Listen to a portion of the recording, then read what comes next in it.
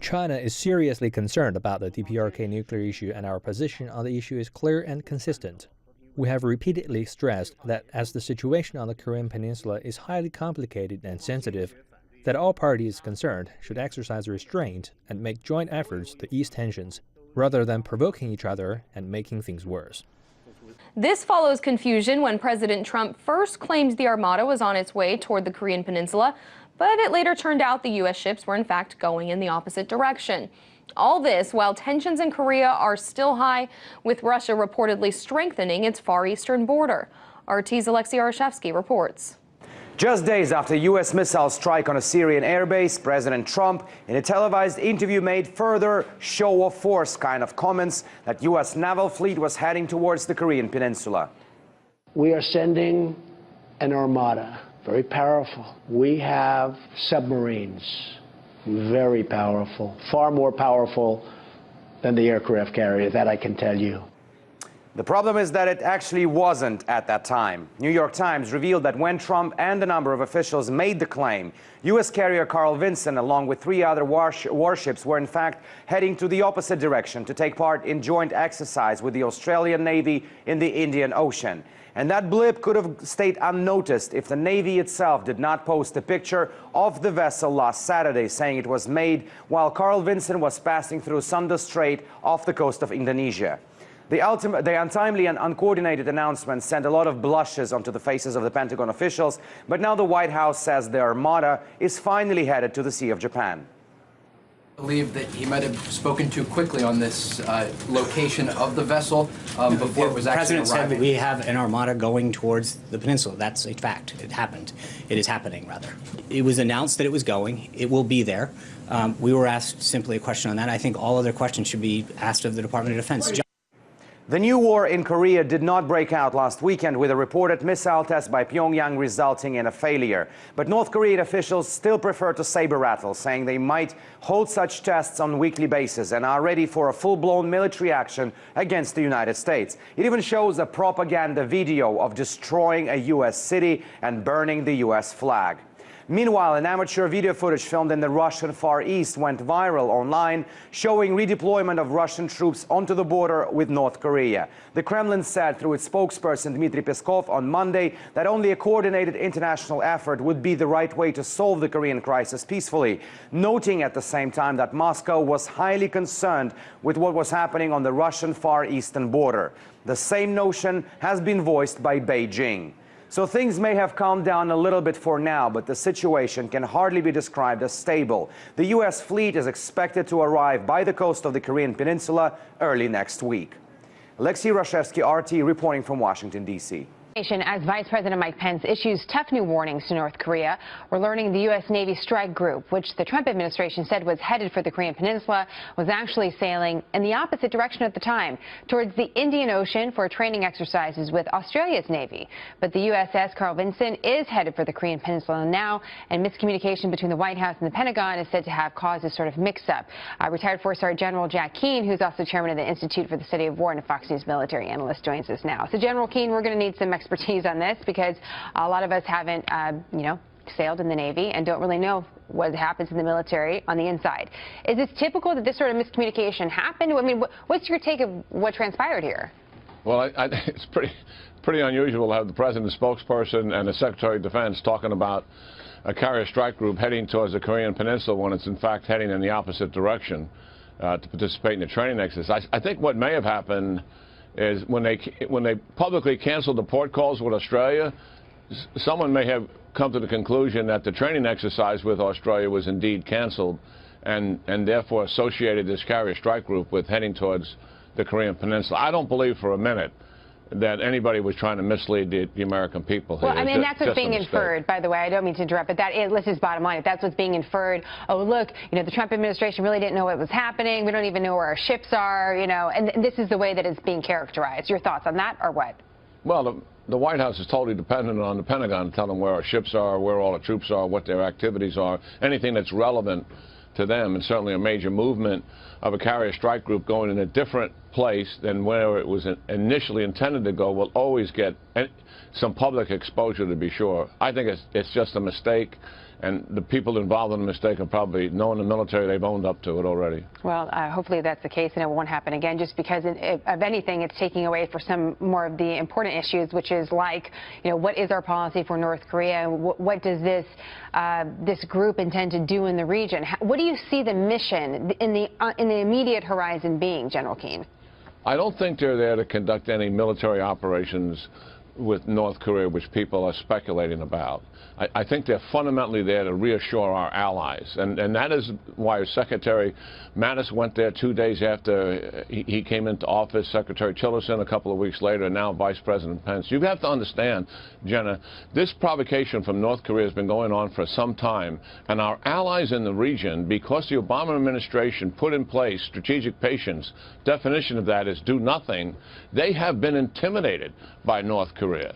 North Korea's got to them, and as a result of that, we're there to reassure them that we are back, that we truly have their back, and that's why they put the military option on the table. And I think by putting the military option on the table, which the United States doesn't want to do, we don't want to be involved in a war with North Korea in terms of what the casualties would mean on that peninsula. It would be awful. But what it has done is got North Korea's attention to some degree, but it truly has got China's attention. And now, by putting the military option on the table, it's enabled us to exercise some diplomatic action with the Chinese, which it's quite revealing that they're willing to use their leverage against North Korea for the first time in 20-plus years. And if that turns into results, and it's not rhetoric, and they're not gaming us, which is possible dealing with the Chinese, and we truly get some results here, that'll be quite an achievement. That's really interesting to hear how you can weave all of those different points together, General Keane. I'm curious your thoughts on the impact of the Vice President, because it seems that every day we're, quoting, showing sound from him. He's speaking very strong, very consistently, but very strongly, really, frequently with his message to North Korea. Talk to us about that strategy as well. How is that being heard, do you think? I think most of this is about allies. And we shouldn't parse the difference in the word, a stronger adjective one day than the next day. We have made the fundamental decision that the United States is going to back our allies, not only in the Far East, but in Europe and also in the Middle East. And by doing that, we've also said, and this is the difference between the Trump administration and the previous one, in doing that, we are willing to confront our adversaries, and we are carrying that message forward to them. And I'm all for that, as long as we're using common sense about that, and we appear to be doing that, because it so much strengthens our diplomatic hand. When you have nothing behind that diplomatic hand, it's empty rhetoric, which our adversaries, after a few years of the Obama administration, learned. That's why they were able to muscle us around, because they knew we weren't going to do anything. And this has changed now, and Trump has a stronger hand because it's credible that when he threatens force, he may use it, and he used force decisively in Syria. That's very interesting. It's counterintuitive to some, that the more strength that you show, the more likely you can keep peace by diplomacy. And obviously some disagree with that as well. But it's interesting to make sure that we have that perspective in mind as we're watching the next steps there. General Keane, always great to have your perspective. We appreciate it immensely. Thank you. An armada, very powerful. We have submarines, very powerful, far more powerful than the aircraft carrier, that I can tell you. Pence backed up Trump, describing him as a kind of knight on a white horse, prepared to unsheath his sword against the forces of darkness. Under President Trump, the shield stands guard and the sword stands ready. But when he said that noble sword of justice, an armada of ships, was actually moving in the opposite direction. And over the weekend, it kept going the other way, toward the Indian Ocean. The U.S. military's Pacific Command explained that first the strike group was completing a shorter than initially planned period of training with Australia, but that it was now proceeding to the Western Pacific as ordered. Yes, Trump looked like quite the hero on TV, but it appears almost as if he had no idea what was really going on with the ships.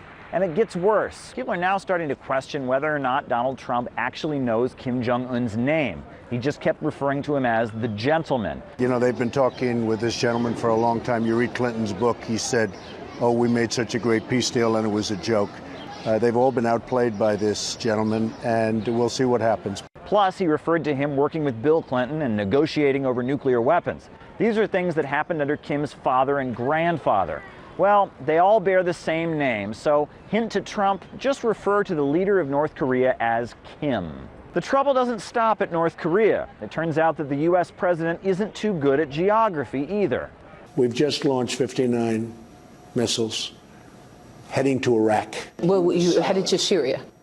Yes, heading toward Syria. You have the impression, a well-deserved impression, that the President of the United States actually doesn't know what he's talking about.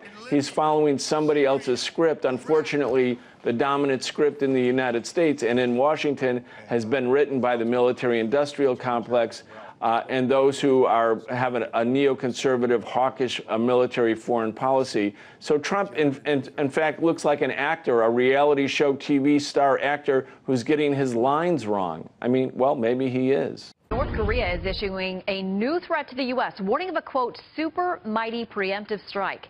This comes after Secretary of State Rex Tillerson said the White House was looking to put more pressure on the regime.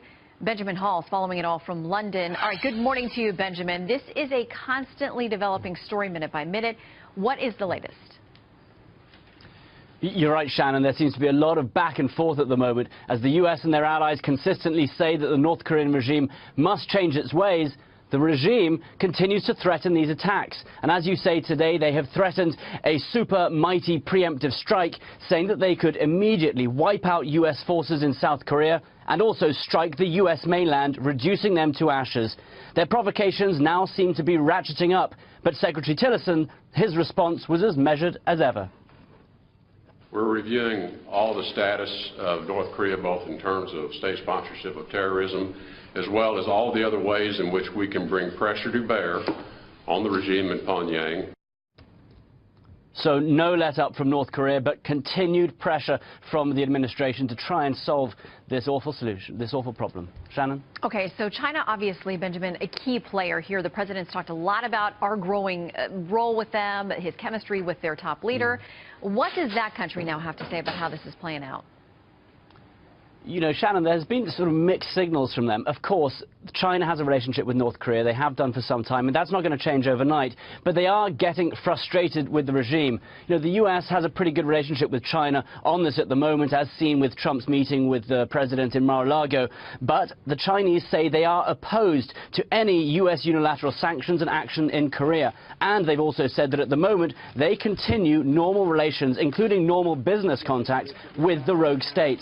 Meanwhile, the U.S. and South Korea continued joint exercises named Max Thunder to serve as a deterrence as tensions mount. About 100 aircraft, including F-16s, took part in the drills aimed at checking the Air Force's air battle and surgical strike capabilities in an emergency situation. So very tense situations in the Korean Peninsula, but the U.S. still saying the era of strategic patience is over. All options remain on the table. Shannon? And we'll see how they are used. Benjamin Hall, thank you very much.